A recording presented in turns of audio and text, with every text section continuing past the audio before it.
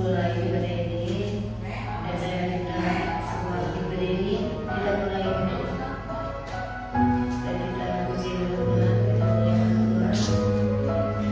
Dalam pujian penyembahan banyak perkara.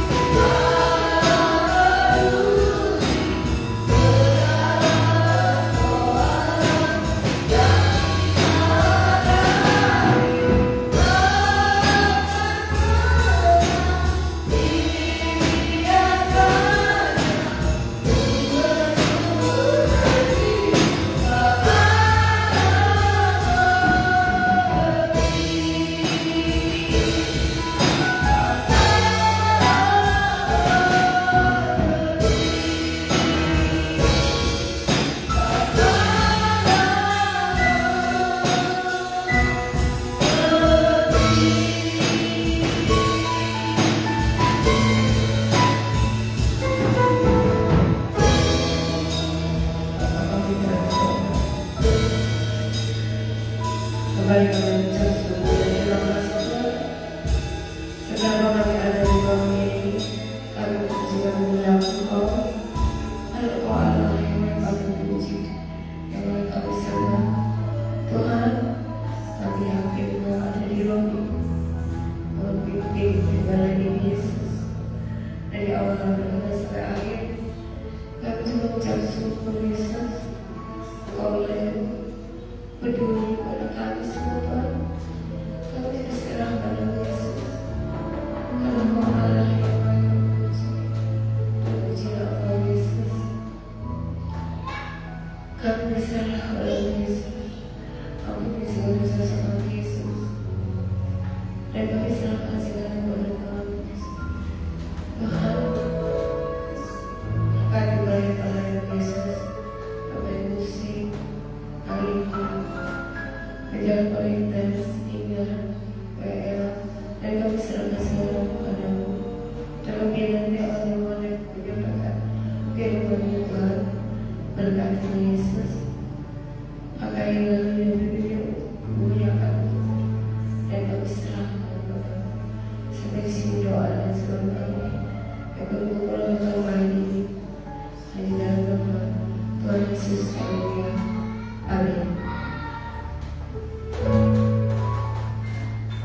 Dan kita lagi dengan pujian sungguh banget.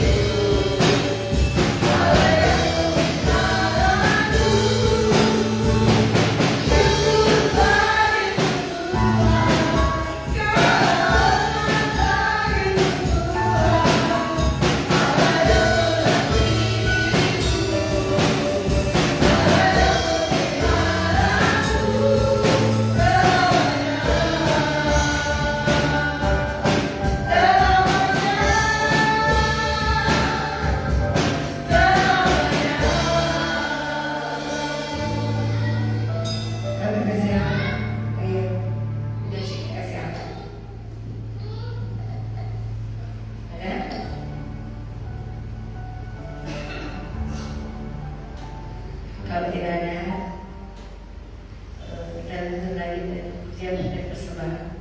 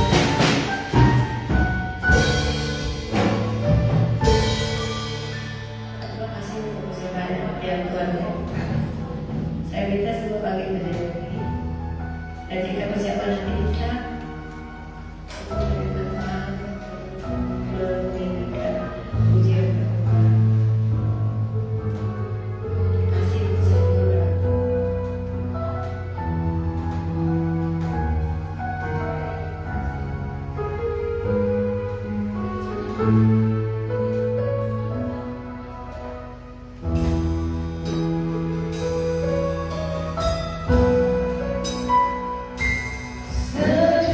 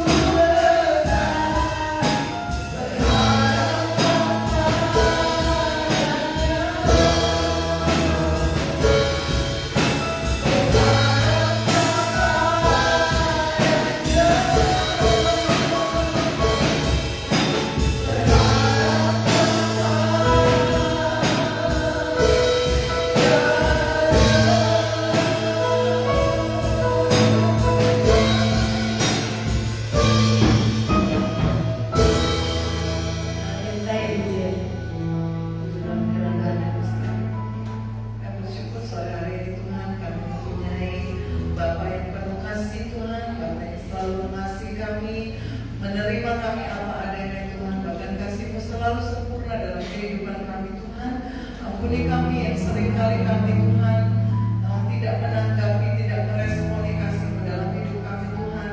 Tapi sore hari ini kami mau belajar untuk menghargai cinta dan kasih-Mu dalam hidup kami Tuhan.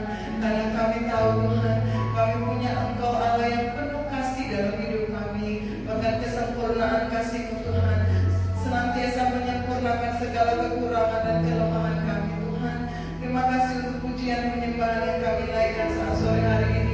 Kami tahu Tuhan dengan segala keberadaan kami, mungkin di tengah-tengah kelelahan kami, persoalan yang kami hadapi hari-hari ini Tuhan. Tetapi saat sore hari ini kami biarlah memperoleh kesegaran baru lewat pujian penyembahan yang kami naikkan kepadamu.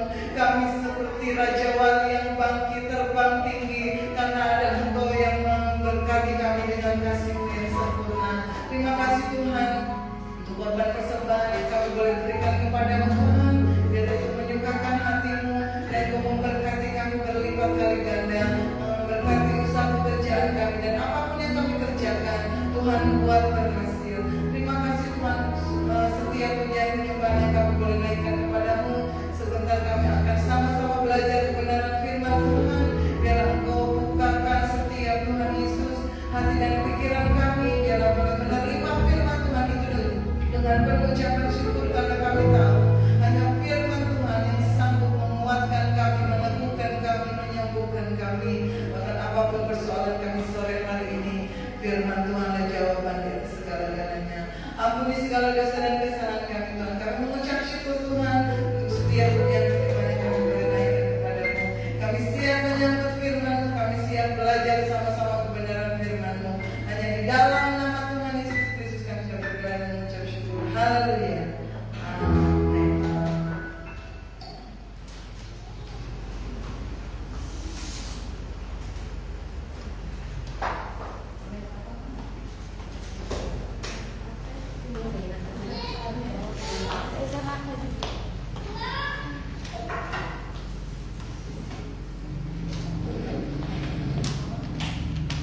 Haleluya.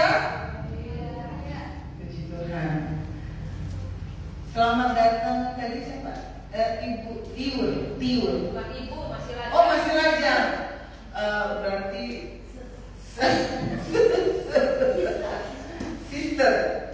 Sistiur. Dari mana?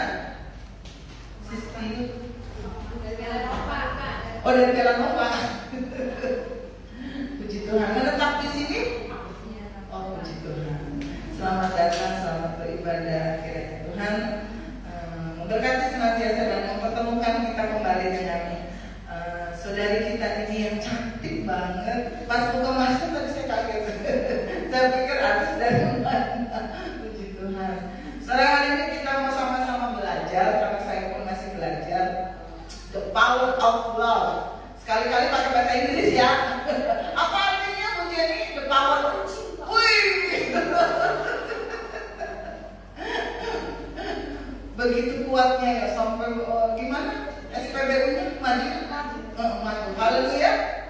Omset meningkat dengan kenaikan harga BBM saat ini. Puji Tuhan. Susah ya. Harganya naik, susah untuk memperolehnya. Ya, kita doakan pemerintah bisa mengatur. Mungkin masa transisi dari kenaikan ini, pemerintah masih mengatur segala sesuatunya. Nanti kembali boleh lancar ya, SPBU-nya boleh kembali. Katanya dijaga polisi, kata yang bapak depan itu yang jualan sama-sama itu. Ya, puji Tuhan, apapun keadaan negara kita, apapun kondisi kita hari-hari ini, kita percaya bahwa ada kekuatan dari cinta, atau saya mau bilang kekuatan dari kasih. Amin.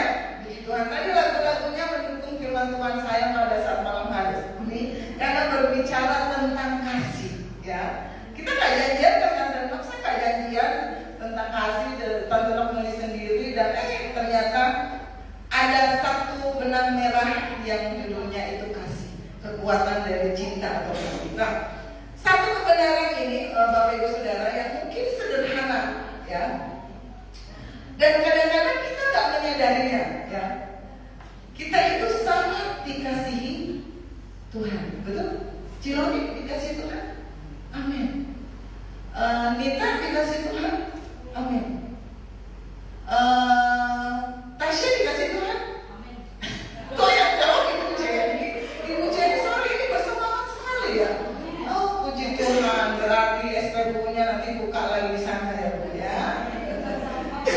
Tiara kurung di Tiara itu. Itu mah Kiara, Kiara Jono bukan Tiara. Ya, puji Tuhan. Tanpa kita sadari, Bapak Ibu Saudara, saya dan saudara itu dicintai, dikasihi Tuhan. Tapi kita kadang-kadang nggak menyadarinya tuh. Kita kadang-kadang merasa saya nggak berharga, dosa saya banyak, masa lalu saya gelap. Tapi kalau Bapak Ibu Saudara malam ini coba dia lihat salib itu. Saya nggak bisa kalau membayangkan perjuangan Yesus di kayu salib, ya. Ketika dia harus jatuh, sebenarnya Yesus itu udah gak kuat secara manusia. Yesus itu kan firman Tuhan mencatat dia jatuh berulang kali. Itu di titik terendahnya seorang manusia, di mana semalaman keluar darahnya, dia sudah istilahnya tubuhnya itu luka semua, bahkan Alkitab mencatat sudah tidak bisa dikenali lagi wajahnya. Dan ketika dia mau pikul salib, dia harus terjatuh. Tapi ketika dia mengingat saya dan saudara, semangatnya bangkit kembali. Kasihnya pada saya dan saudara membuat Yesus bangkit kembali, bersemangat kembali.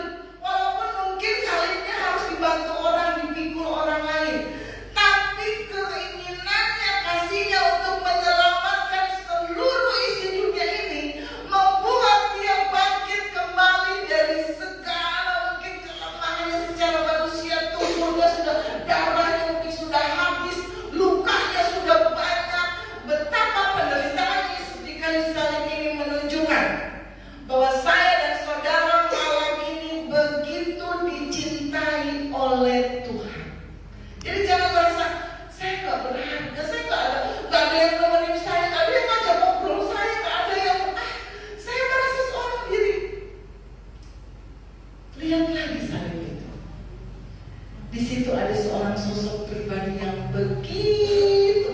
begitunya tuh panjang, begitu mengasihi saya dan saudara, sampai dia rela tubuhnya hancur, tubuhnya sakit untuk saya dan saudara. Amin. Jadi ketika saudara mungkin merasa lelah, capek dengan persoalan di dunia ini, sekali lagi lihat salib itu. Di situ ada kekuatan kasih Tuhan yang memampukan Yesus. Jenis kasih yang Tuhan Yesus miliki itu bukan kasih kayak kita manusia.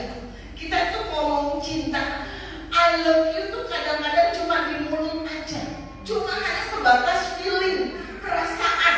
Tapi ketika orang yang kita bilang I love you berbuat sama-sama kita, sudah hilang, kasihnya hilang. Tapi kalau Yesus yang ngomong, begitu besar kasihnya akan dunia ini. Kalau Yesus bilang aku mengasihimu, itu dia buktikan. Kadang-kadang kita cuma bisa ngomong di mulut, di bibir, aku mengasihimu, aku sayang kamu, I love you so much.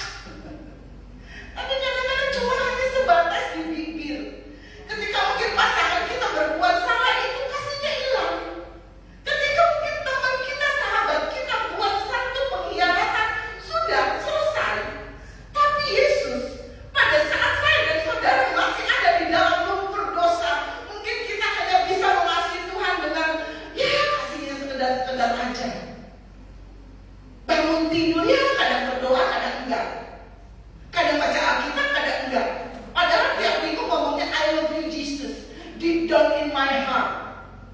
Tapi ketika suruh berdoa, suruh baca firman,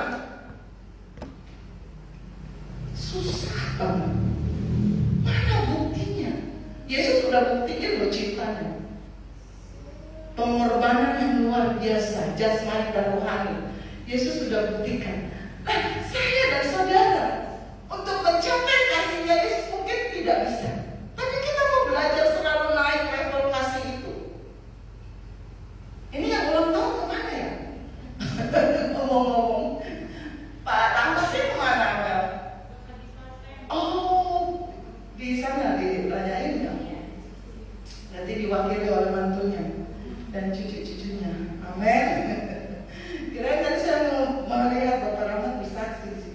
Rabu depan ya kita, kalau nggak hari Minggu kita todong bareng untuk bersaksi. Udah lama kayaknya nggak bersaksi ya. Yang bersaksi teriak terus.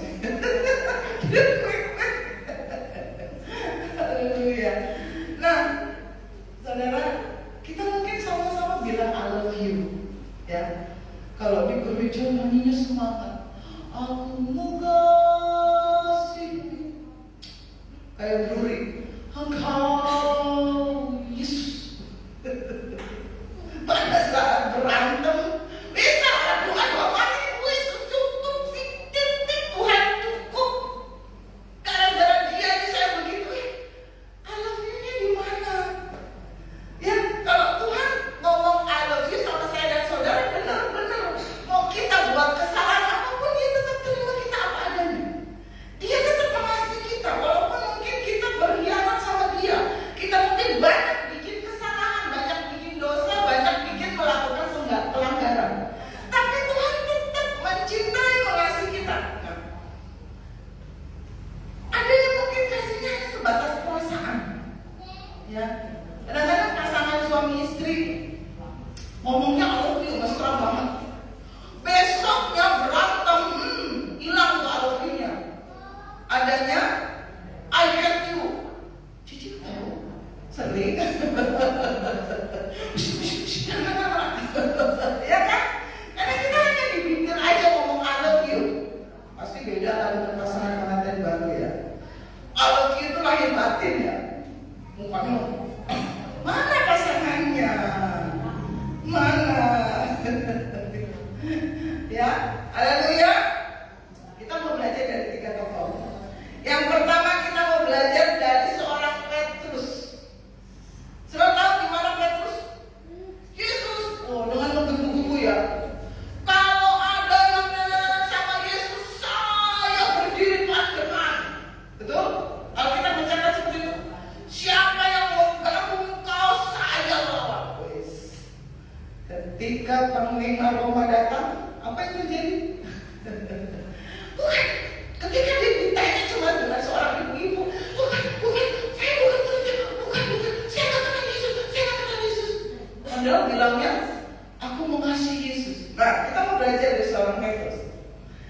Kita buka ayatnya dalam Yohanes 21 ayat 15 sampai 17. Yohanes 21 ayat 15 sampai 17. Sesudah sarapan, Yesus ternyata sarapan ya. Yesus berkata kepada Simon Petrus, Simon anak Yohanes, ini pertanyaan yang spesifik, menjurus kepada Simon Petrus anak Yohanes. Apakah engkau mengasihi aku lebih daripada mereka ini? Ini Yesus tanya nih. Jawab Petrus kepada Yesus, benar Tuhan, engkau tahu bahwa aku mengasihi engkau. Kata Yesus kepadanya, gembalakanlah domba-dombaku. Apakah Yesus cukup bertanya satu kali? Coba kita lihat ayat 16. Yesus nanya lagi. Kata Yesus pula kepadanya untuk kedua kalinya, Simon anak Yohanes, apakah engkau mengasihi aku? Jawab Petrus kepadanya, benar Tuhan, engkau tahu bahwa aku mengasihi engkau. Kata Yesus kepadanya, gembalakanlah domba-dombaku. Apa cukup 2 kali Yesus nanya sama Petrus? Coba kita lihat ayat 17. Kata Yesus kepadanya untuk keberapa kalinya? Ketiga kalinya. Banget ya Yesus. Simon anak Yohanes, apakah engkau mengasihi aku? Maka sedih hati Petrus karena Yesus berkata untuk ketiga kalinya, apakah engkau mengasihi aku? Dan ia berkata kepadanya, Tuhan,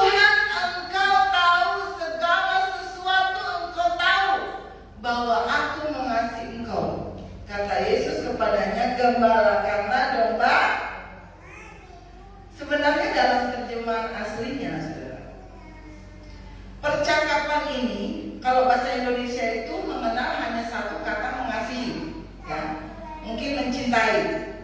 Tapi kita mengenal berempat jenis kasih ya. Yang pertama itu yang sok 200. Agape itu kasihnya Allah tanpa syarat. Terus ada yang disebut kasih phileo, kasih persaudaraan. Terus kasih storge, bukan toge ya. Apa storge itu? Bapak Dani apa storge itu? Kasih saudara. Itu phileo. Apa ya? Storge. Dan yang paling rendah itu kasih eros, bukan eros jauh. Eros itu kasih hawa nafsu. Itu 4 jenis kasih ya. Agape, phileo, storge, dan eros. Nah, sebenarnya dalam terjemahan aslinya Yesus tuh nanyanya gini, Simon Petrus, apakah engkau agape aku? Petrus jawab, ya Yesus, aku phileo engkau. Itu terjemahan aslinya. Nanya lagi, Simon Petrus, apakah engkau agape aku? Dijawablah sama Petrus, ya, aku phileo engkau. Tapi untuk yang ketiga kalinya Yesus ngomong ini, Petrus, apakah engkau phileo aku? Nah, itu yang membuat Petrus menangis. Jadi Yesus tuh ingin level kasihnya Petrus itu sampai di agape. Tapi saudara bayangkan seorang Petrus yang baru saja menyangkal Yesus 3 kali ditanyai seperti itu. Kayak begini nih, saya janji sama Ciloni, Ci nanti akan saya kasih rumah ya, tenang. Tapi gak bisa menepati. Malu gak? Malu. Petrus tuh janji sama Yesus, Yesus siapapun yang ganggu aku akan berdiri di depan. Tapi ketika dia ditanya oleh seorang 3 kali, dia menyangkal. Boro-boro nyampe agape kasihnya, nyampe phileo aja udah syukur. Itu yang membuat hati Petrus itu sedih. Jadi dia tuh sebenarnya pengen mengasihi Yesus tapi belum bisa membuktikan. Buktinya dia menyangkal Yesus 3 kali. Yesus rela menurunkan level kasihnya dari pertanyaan ini. Pertanyaan ketiga itu terjemahan aslinya mencatat, Yesus tuh nanya gini, Petrus, apakah engkau phileo aku? Tadinya yang 2 pertanyaan. Yesus tuh nanya, apakah engkau agape aku? Di pertanyaan ketiga, Yesus menyamakan. Jadi kadang-kadang kita mengasihi Tuhan memang hanya sekedar di mulut, betul? Ngomongnya kasih, suruh doa pagi, selimut dan bantal lebih indah daripada doa pagi, betul? Lah, ngomongnya aku mengasihi engkau Yesus, aku mengasihi, suruh doa pagi aja, aduh ngantuk Tuhan. Nah, terus kayak gitu, belum bisa membuktikan kasihnya. Kita kadang-kadang seperti itu. Boro-boro ke gereja, aduh batuk pilek dikit aja udah Tuhan mesti mumet Tuhan, mumet, dasar mumet Tuhan. Minggu depan lagi Tuhan. Nah katanya aku mengasihi.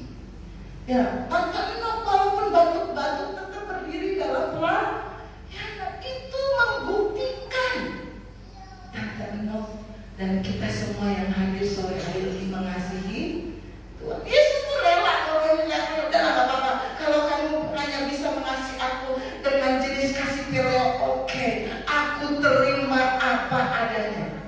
Ya, Yesus rela loh menerima kasih saya dan saudara seberapa kita mampu mengasihi dia. Ada satu pribadi yang sama-sama murid Yesus. Saudara bisa membandingkan Petrus dengan siapa yang menjual Yesus? Yudas. Bukan saya ya. Bukan Siloni. Petrus dan Yudas sama-sama murid Yesus, sama-sama buat kesalahan. Sebenarnya kesalahan Petrus itu lebih besar loh, ya kan? Dia menyangkal kalau Yudas cuma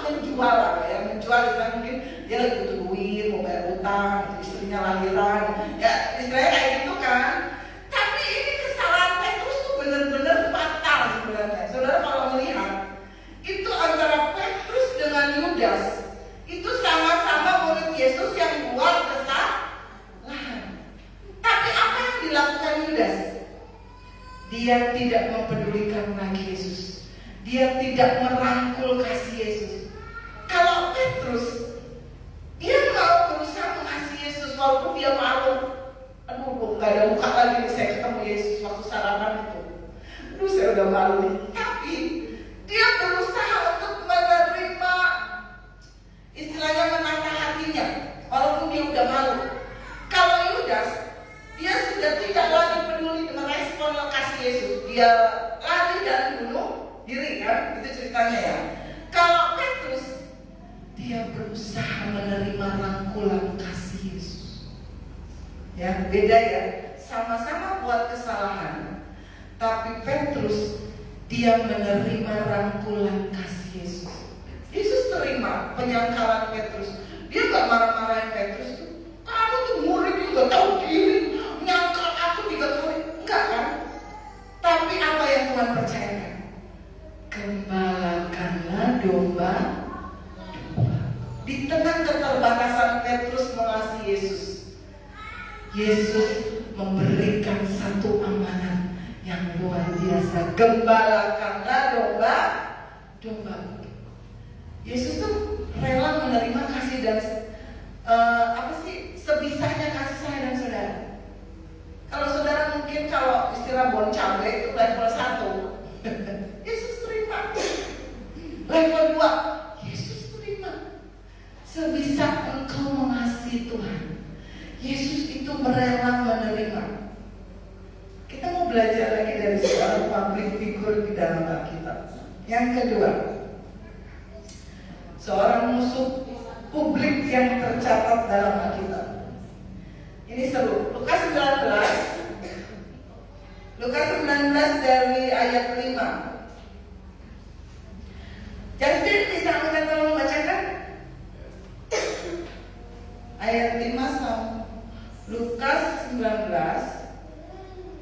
ayat 5 sampai 8. Ketika Yesus sampai ke tempat itu, ia melihat ke atas dan berkata, Zakheus, segeralah turun, sebab hari ini aku harus menumpangi rumahmu. Oh ya, dari ayat 1 dulu. Ayat 1 keluar. Habis ini lagi ayat 1. Lalu, Ya, ini dari sini Yesus masuk ke kota Yeriko sampai dan berjalan terus melintasi kota itu. Di situ ada seorang yang bernama Zakheus, kepala pemungut cukai, dan dia seorang yang kaya. ya, stop, terima kasih. Nah, ini cerita yang dari anak sekolah minggu, ya, betul? Bapak Ibu Saudara yang mengalami sekolah minggu sering mendengar cerita ini. Orang ada lagunya ya, Zakheus, orang pendek, terus kecil betul dia, kecil-kecil cabai rawit. Nah, Zakheus adalah kepala pemungut cukai. Kalau zaman sekarang pemungut cukai apa?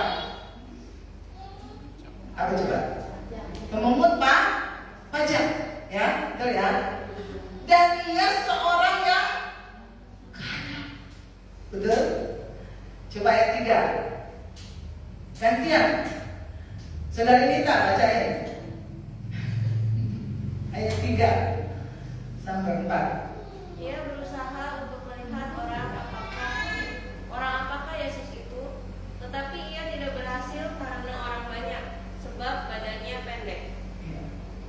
Maka berlarilah ia mendahului orang banyak, lalu memanjat pohon ara untuk melihat Yesus yang akan lewat di situ. Oke, terima kasih Nita. Nah, kita tahu tadi bahwa pekerjaan Yesus kalau zaman sekarang pemungut pajak, ya, pemungut pajak. Kalau zaman itu pemungut cukai. Nah, di zaman itu, saudara, pemungut pajak itu nggak seperti zaman sekarang. Jadi di zaman itu pemungut pajak itu jadi musuh utama rakyat, musuh istilahnya public enemy, musuh publik pada zaman itu, ya. Karena jadi ceritanya kondisinya ketika bangsa Roma datang, bangsa Roma itu memungut pajak dari rakyat yang dijajahnya. Nah, mereka akan menempatkan satu orang untuk memungut pajak dari rakyat. Begitu ceritanya ya. Memungut pajak.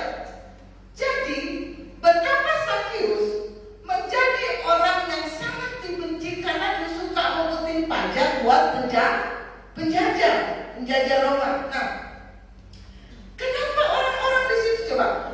Kita lihat ayat 5. Ketika Yesus sampai ke tempat itu, ia melihat ke atas dan berkata, Sakeus, kalau Tuhan sudah izinkan seseorang untuk diselamatkan, di tengah kerumunan yang banyak sekalipun, itu spot Tuhan langsung Loh, orangnya banyak loh saudara. Kalau segini sih Yesus bisa lihat, oh ini si A, si B, si C, si D. Nah ini orang banyak, kerumunan lagi, naik pohon lagi. Tapi kalau Tuhan sudah menuju seseorang, itu tidak akan dia kehilangan fokusnya. Kalau yang main gitu ya Justin, langsung fokus. Ya kan? Langsung. Nah ini Yesus kayak gitu. Dia langsung melihat ke atas dan berkata, Sakeus, segeralah turun. Bukan karena Yesus, oh takut jatuh, turun, Sakeus turun. Kalau saya lihat Excel naik apa tuh, turun nanti jatuh. Enggak. Ini Sakeus disuruh turun karena apa? Sebab hari ini aku harus. Tuh, beda ya. Kalau sebab hari ini aku mau main lah ke rumahmu, itu beda dengan harus. Berarti memang tujuan utama Yesus datang ke kota Yeriho itu untuk menyelamatkan Sakeus. Karena kata-katanya sebab hari ini aku harus itu harus dilakukan, gak bisa diganggu-gugat. Harus menumpang di rumahmu. Ayat 6. Coba apa yang terjadi? Lalu Sakeus segera turun dan menerima Yesus dengan suka. Oh, Sakeusnya bersuka cita. Apa yang terjadi dengan orang-orang di sekitarnya? Ayat 7. Tetapi semua orang yang melihat itu bersuka cita, ikut bersuka cita kayak Sakeus. Apa di situ dikatakan? Tahu bersukut? Mulutnya maju gitu. Gitu kan? Ibu-ibu nih yang sering bersukut kok. Sakeusnya suka cita. Tapi orang-orang yang melihat itu bersungut-sungut. Ada yang bisik, mungkin diambil percakapan satu gitu. Ia menumpang di rumah orang terus. Orang terus nangis. Wah gitu. Jadi ada sungut 8. Tapi Sakeus berdiri dan berkata kepada Tuhan, apa yang terjadi? Kalau sang kasih itu datang ke rumah seorang berdosa, Tuhan, setengah dari milikku akan kuberikan kepada orang miskin. Dan sekiranya ada sesuatu yang kuperas dari seseorang, akan kukembalikan 4 kali. Ucapan ini keluar dari seorang Sakeus yang notabene pemungut pajak yang kejam, yang pelit, bin kikir, bin medit. Bener? Ini bin apa lagi nih? Pelit, medit, kikir, koret. Orang di sini bilang koret. Ini keluar dari seorang Sakeus. Oh dia kalau nagihin pajak tuh kejam loh saudara. Loh, orang benci semua sama dia. Gak mungkin dia nagih pajak. Mana pajaknya? Sini gak mungkin. Mana? Sini. Gak bisa bayar pajak, anaknya diambil. Gak bisa bayar rumahnya diambil. Betul? Nah orangnya semua bersukut-sukut loh lihat Yesus ngapain ke rumah dia. Tapi apa yang terjadi ketika sang kasih itu datang mengumpah seorang Sakeus yang pelit, medit, kikir dan lain sebagainya? Tuhan, setengah dari milikku akan kuberikan pada orang miskin. Ayo kita berhitung. Kalau saja harta Sakeus 10 miliar, berarti dia kasih ke orang miskin 5 miliar. Betul ya? Kalau ini kita ilustrasi aja. Sekiranya ada sesuatu yang kuperas dari seseorang, Misalnya Sakeus memeras Ciloni 1 juta, dikembalikan berapa? 4 juta.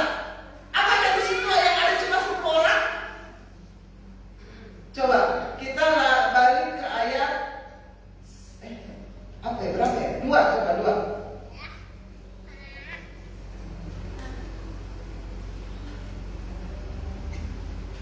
Coba naik lagi 3. Coba lihat. Nah, ia berusaha untuk melihat orang apakah Yesus, tetapi tidak berhasil karena orang banyak. Yang bersungut-sungut berarti orang banyak. Berarti hampir semua orang banyak itu sudah mengalami pemerasan Sakeus. Saudara berhitung, kalau orang banyak ini gak mungkin cuma 10-20. Nah kalau cuma 10-20 ya Sakeus langsung bisa lihat Yesus kan. Tapi ini orang banyak. Sakeus gak bisa lihat Yesus berarti berjubel. Kalau kayak saudara nonton konser, ya kan, lihat penyanyi susah, harus gini-gini, harus ada digendong, susah. Nah seperti itu Sakeus harus kembalikan 4 kali lipat. Kalau Sakeus sudah jatuh miskin itu sudah syukur. Betul? Loh, 4 kali lipat loh. Misalnya Sakeus pernah memeras Om Denny 5 juta, dikembalinya berapa? 20 juta. Kaliin sama orang yang sebegitu banyak. Saya berpikir bahwa mungkin hampir 90% hari itu harta Sakeus diserahkan. Coba kembali ke ayat tadi terakhir, ayat berapa? Yang marah-marah dong kalau ada yang bisa aja kali pernah diperas Sakeus. Ya, ayat 9 berarti. Kata Yesus kepadanya, hari ini telah terjadi keselamatan kepada rumah ini, karena orang ini pun anak.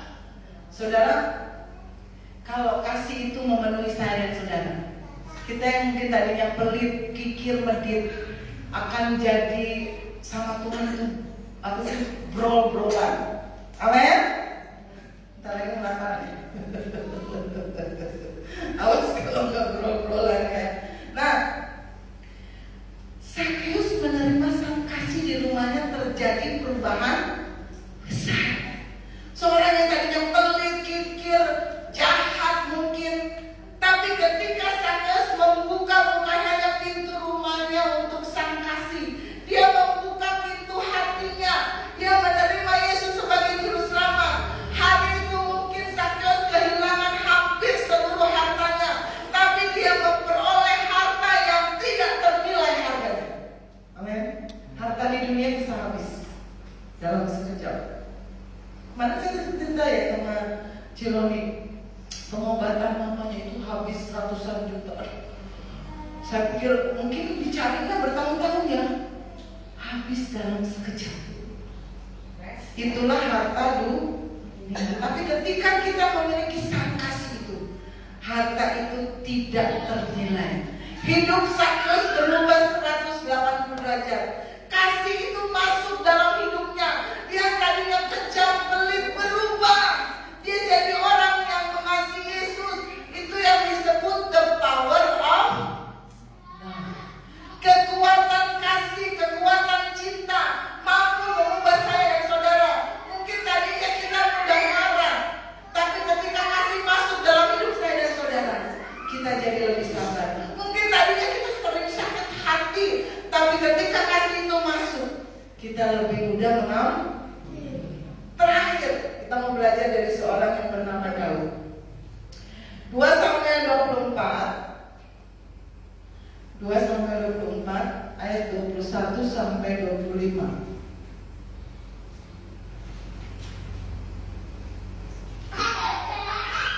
Oh, itu isi ayatnya.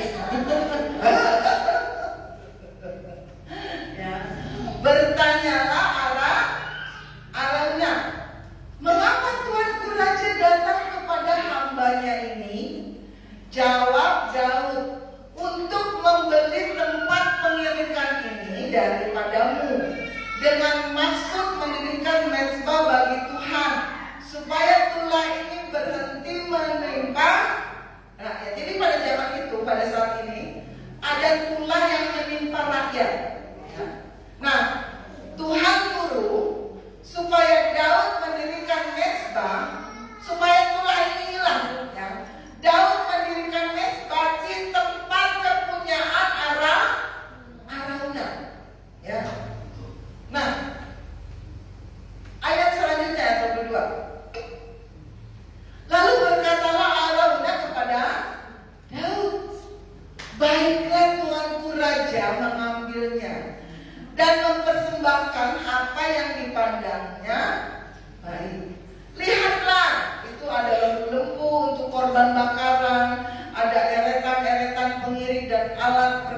lembu untuk kayu bakar. Jadi Daud itu pengen membeli tempat yang dimiliki oleh Arauna, sama isinya itu ada lembu-lembu. Jadi Daud itu mau mendirikan mezbah untuk dipersembahkan sebagai korban bakaran kepada Tuhan. Supaya apa? Supaya pula itu berhenti. Jadi ada, kalau zaman sekarang ada corona. Nah, ketika corona datang, misalnya Mama Elis disuruh Tuhan, dirikan mezbah bagi Tuhan. Di mana? Misalnya di tempat Celisko. Gitu aja ya, biar lebih masuk. Nah, Mama Elis pergi ke tempat Cici Elis ya. Mau beli tempatnya, rumahnya mau dibeli. Jangan ini warisan keluarga. Ya. Ayat 23 itu ceritanya kayak gitu ya. Supaya kalau kadang kita cuma ngumpet baca Alkitab. Semuanya ini ya raja diberikan Arauna kepada raja. Arauna berkata pula kepada raja, kiranya Tuhan Allahmu berkenan kepada Daud tuh mau beli, ya. Kata Arauna, nggak usah dibeli, ini gratis buat tuanku. Ada berapa banyak ibu-ibu di sini yang suka gratisan? Langsung ketawa. Lah Daud mau dikasih gratis loh. Ini udah nggak apa-apa, nanti aja saya kasih buat tuanku aja. Loh zaman dulu itu raja punya kuasa loh, punya power. Saudara ingat cerita kebun anggur Nabot? Ya, ketika Raja Ahab mengingini kebun anggur Nabot.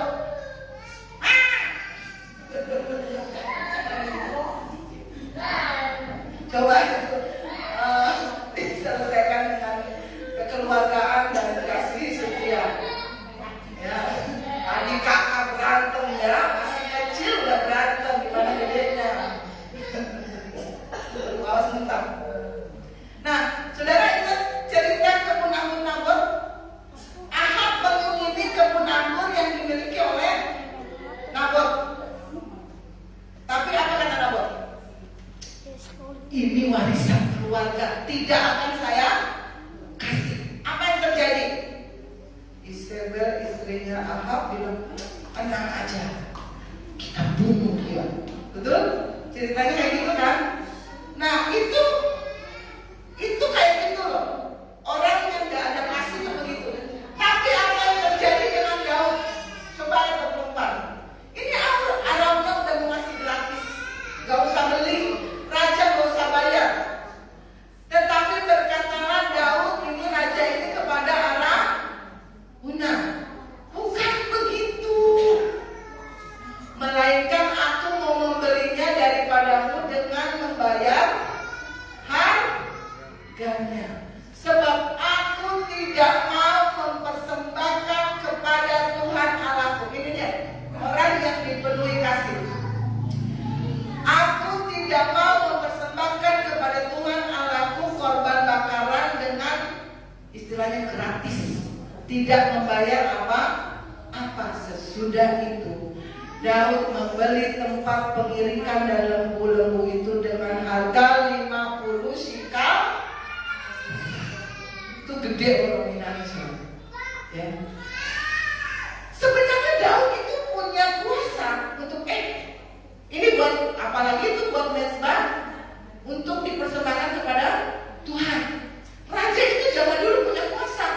Misalnya raja lihat Seri bawa, waduh anak mau punya suami nih. Kalau raja suka diambil tempat ini, misalnya saya suka diambil gitu kan. Tapi Daud gak mau. Udah dikasih gratis sama yang punyanya, Daud gak mau. Dia bayar 50 shikal merah. Karena apa? Kasihnya sama Tuhan membuat dia mau bayar harga. Ketika saudara dan saya mengasihi Tuhan, jangan kayak orang transaksi. Tuhan, saya ragunya udah ke gereja ya, besok berkati saya ya. Tuhan, saya hari ini udah pelayanan ya, sembuhkan anak saya ya. Loh, ada orang Kristen kayak gitu kan? Kayak orang transaksi. Kamu beli, saya jual. Masalah itu balik ya.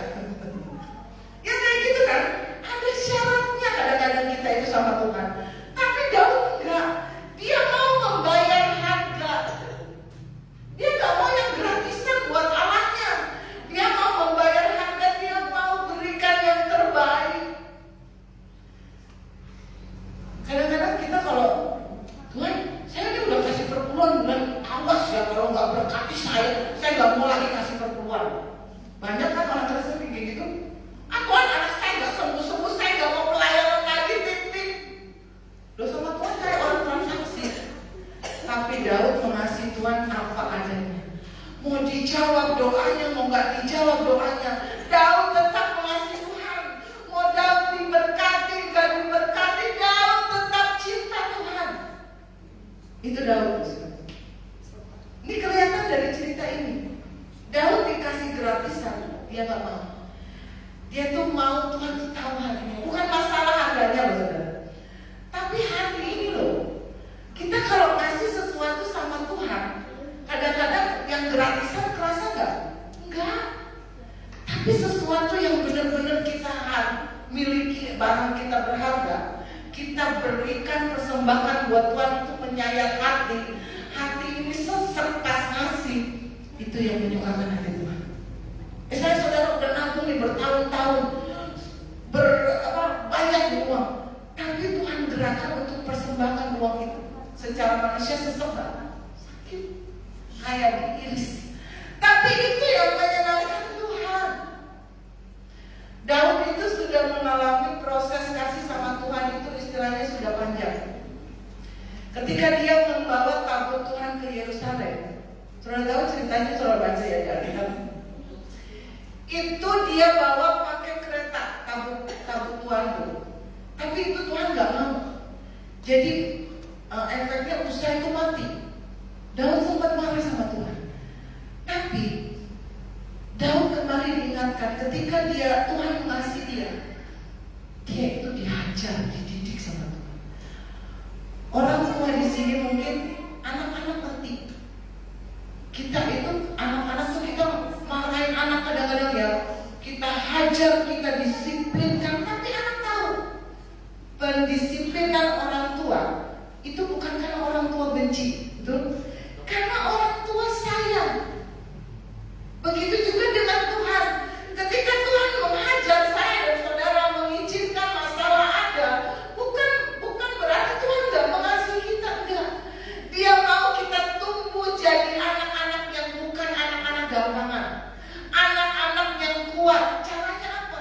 Diizinkan dengan persoalan, dengan ajaran, dengan kita kehilangan sesuatu, dengan kita mungkin mendapatkan persoalan. Tuhan itu sedang mendidik saya dan saudara. Itu didikan kasih. Jangan pundung, jangan benci sama Tuhan. Kalau saya Aca tahu lah seberapa galaknya saya, tapi mungkin orang-orang nggak tahu.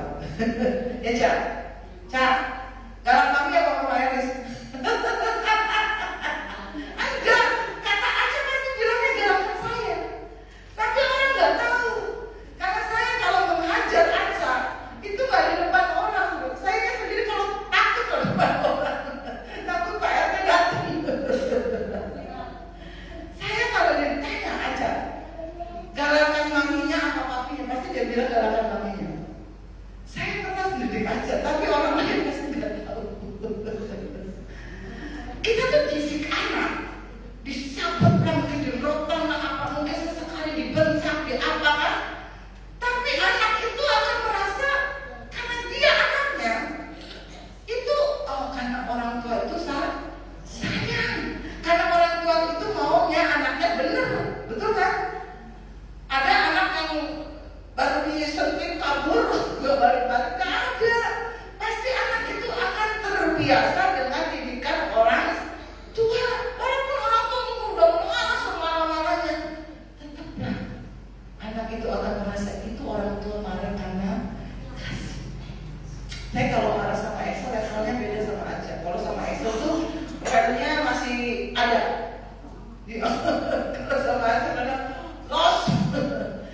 Tapi kalau sama Excel, iya sama Aca juga sih. Habis saya marah ya saya peluk lagi. Mami minta maaf ya. Walaupun pas marah itu kadang-kadang kita suka lupa ya. Tapi kita kan marahnya itu dengan kasih, betul? Bapak Ibu Saudara yang sudah menjadi orang tua itu ingin anaknya benar. Anaknya itu jalannya di jalan yang benar. Makanya dididik, didisiplinkan, diatur, ditata, betul? Kalau anak menyimpang, kita benerin, kita mungkin hajar, kita mungkin didik, kita mungkin hukum. Tapi hukuman itu kan hukuman kasih, ya, betul. Kadang-kadang mungkin kita lost control, tapi kalau anak-anak kita sudah penuh dengan kasih, mereka akan menyadari bahwa sekeras apapun didikan orang tua saya untuk kebaikan. Betul aja? Senyum dong aja. Ya, Excel, Moses, ini Moses kalaunya bagus. Buat apa Moses? Penolak bala. Biar mama gak marah-marah. Gak apa-apa ya. Justin sama Nita sering dimarahin mama. Kenapa Justin begitu emosi yang jawabnya? Mama tuh sayang sama kamu Justin. Makanya kamu paling sering dimarahin. Tapi habis marah dibeliin martabak kan? Oh, ya udah beli sendiri, orang cuma di sebelah doang. Malam-malam kan jam berapa tuh bukanya martabak, ya kan? Saya tahu Justin tuh sukanya martabak. Tahu. Saya kan, ya, jangan marah kalau Tuhan mendidik saya dan saudara. Ya, jangan tunduk, apalagi meninggalkan Tuhan. Apalagi meninggalkan jam-jam ibadah. Amin. Amin. Ciserli bertahan loh. Kehilangan Ko Agus tidak membuat Ciserli pundung. Maju terus. Pantang mundur. Amin. Cari lagi yang lain. Patah hilang berganti. Yang baru sudah datang. Amin. Kalau gitu semangat. Move on. Ya. Kalau Ciserli gak bersemangat terus udah di kamar. Kata Ci makan Ci, karena mau makan sama Agus. Ci minum Ci, mau minum sama Agus. Wah ya repot. Tapi hari ini Bapak Ibu Saudara yang dididik sama Tuhan boleh berdiri tegak. Kenapa? Dia Bapak yang penuh kasih. Dia mencambuk saudara itu karena dia sayang. Dia mendisiplinkan saya dan saudara kalau kita kehilangan seseorang, kehilangan harta, itu karena kita dikasih. Amin. Tuhan.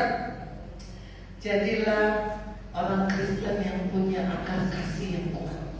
Kalau akar kasih saya dan saudara kuat, masalah badai sebesar apapun, kita tetap berdiri teguh. Amin. Itulah saya mau main musik. Ada kekuatan di dalam kasih Tuhan. The power of love membuat kita menang, bersuka cita, mampu mengampuni orang lain. Kasihnya yang besar itu membuat kita berkata, dengan apa akan kubalas kebaikan Tuhan. Semuanya kita semua bangkit berdiri. Bapak Ibu Saudara nyanyikan lagu ini dengan penuh kerinduan kepada Tuhan. Mari sama-sama kita mau belajar membalas kasih Tuhan. Sebisanya saya dan saudara. Seberapa mampu kita membalas kasihnya Tuhan. Tuhan menerima saya apa adanya. Karena Dia Allah yang setia. Dia Bapa yang selalu menerima kita apa adanya. Kondisi apapun Dia terima saya dan saudara. Mari nyanyikan pujian ini dengan kerinduan.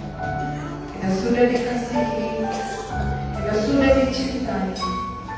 Mari kita membalas kasih Tuhan dengan apa yang saya dan saudara miliki, apa yang ada di tangan kita. Berikan buat Tuhan, berikan juga cinta kita. Bersyukur untuk kasih Tuhan. Terima kasihlah pada Tuhan malam hari ini. Mari kita bersama-sama katakan, Kau Allah yang setia, Kau Allah yang setia, Bapa yang mulia, Bapa yang mulia. Kasihnya sangat besar untuk saya dan saudara.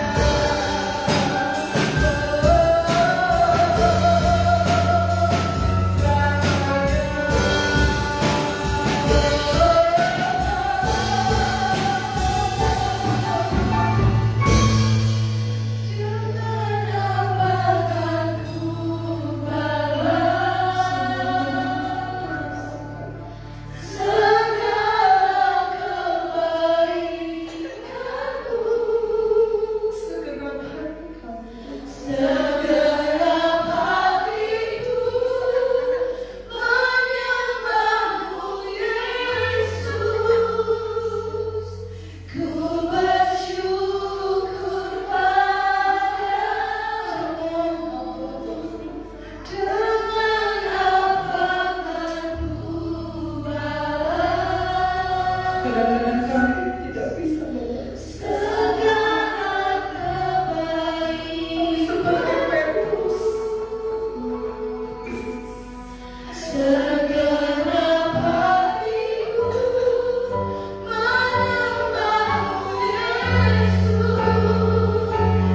Tapi kami bersyukur, belajar bersyukur kepada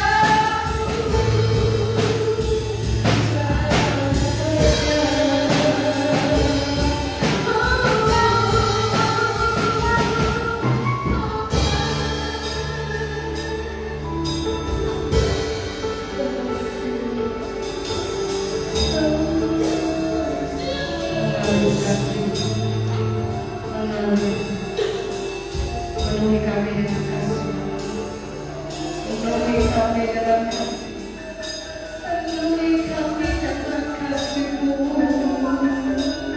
penuhi. Ada kasih, ada kekuatan dari kasih yang sanggup mengubahkan saya dan saudara. Malam ini buka hatimu seperti Sakeus, buka pintu hatimu selebar-lebar.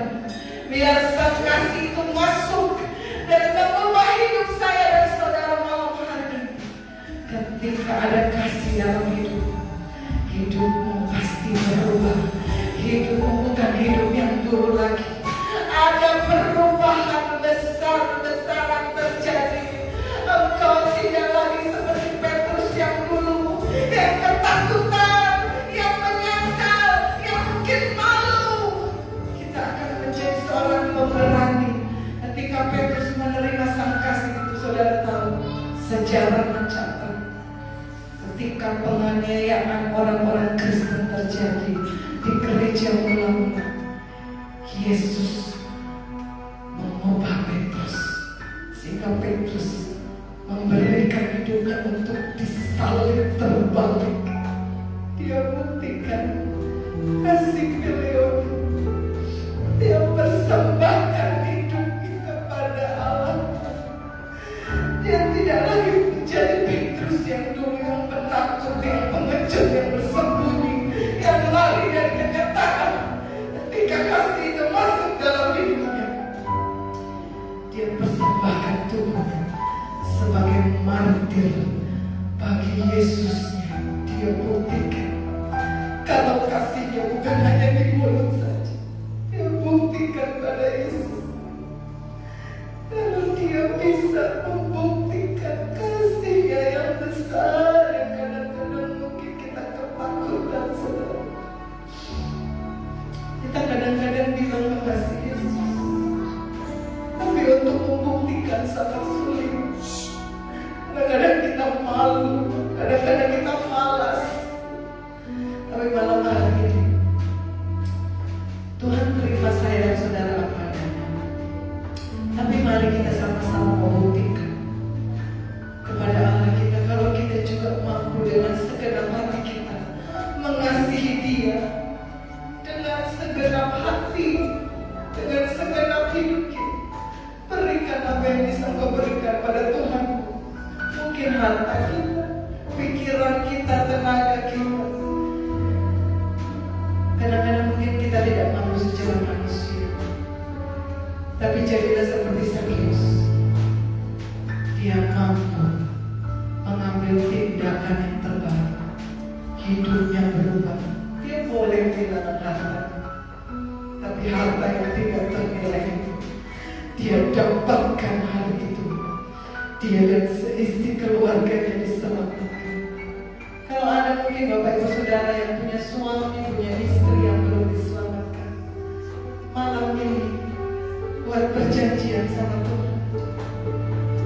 Kalau Allah yang penuh kasih itu menyelamatkan saya, selamatkan suami saya mungkin, selamatkan istri saya mungkin, selamatkan anak saya, kakak saya, adik saya, siapapun mereka. Jangan jadi orang Kristen yang egois.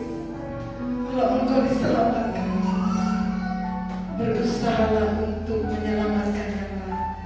Bawa jiwa-jiwa pada Yesus. Seperti Daud, dia bayar harga. Setiap 6 langkah dia sembelih korban ketika dia membawa tabut Tuhan ke Yerusalem.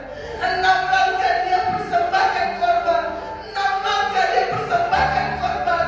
Berpuluh kilometer dia lewati hanya dengan berkorban demi Allahnya. Itu Daud, saudara. Mungkin Allah tidak menuntut banyak dalam hari ini pada saya dan saudara, tapi dia hanya minta hati. Kalau kau berkata dengan apa aku balas segala kebaikan Tuhan. Mulailah dari diri kita, mulailah dari orang-orang di sekitar kita. Terbebanlah dengan keselamatan mereka, terbebanlah dengan keselamatan orang-orang di sekeliling. Mungkin suamimu, istrimu, pegawaimu, adikmu, kakakmu, mertuamu, anak mantumu.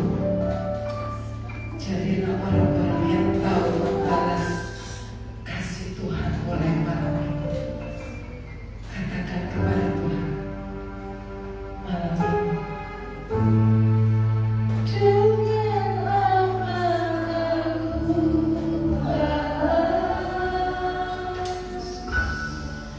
segala baik. Pandang salib itu,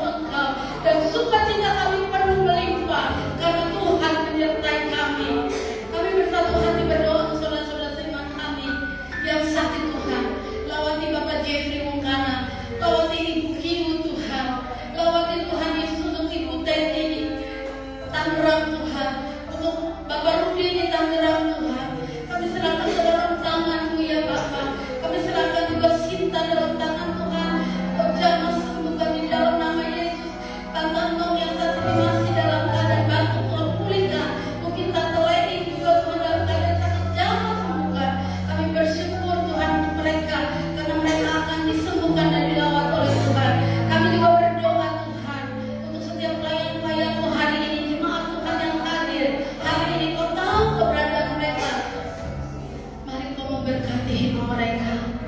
Mari Kau melawat hidup mereka.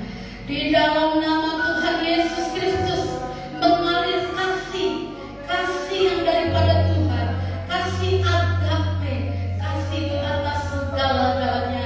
Terima kasih Bapa, terima kasih. Kalau sebentar kami akan pulang ke rumah kami masing-masing beserta dengan kami Tuhan. Dan ketika kami akan menghadapi hidangan makanan dan minuman yang sudah tersedia, Tuhan terbubuk berkat di atasnya, mendatangkan kesehatan, kesembuhan, kekuatan bagi kami, sehingga kami boleh makan dengan bersukacita. Berkati Tuhan bangsa kami Indonesia, berkati Tuhan pemimpin-pemimpin bangsa kami, berkati gereja-gereja Tuhan, yayasan-yayasan Kristen, memberkati semuanya dalam naungan kasih Tuhan. Terima kasih Bapa. Mari angkat hatimu di hadapan Tuhan, kita terima doa berkat. Tuhan memberkati engkau dan melindungi engkau. Tuhan menyinari engkau dengan wajahnya dan memberi engkau kasih karunia. Tuhan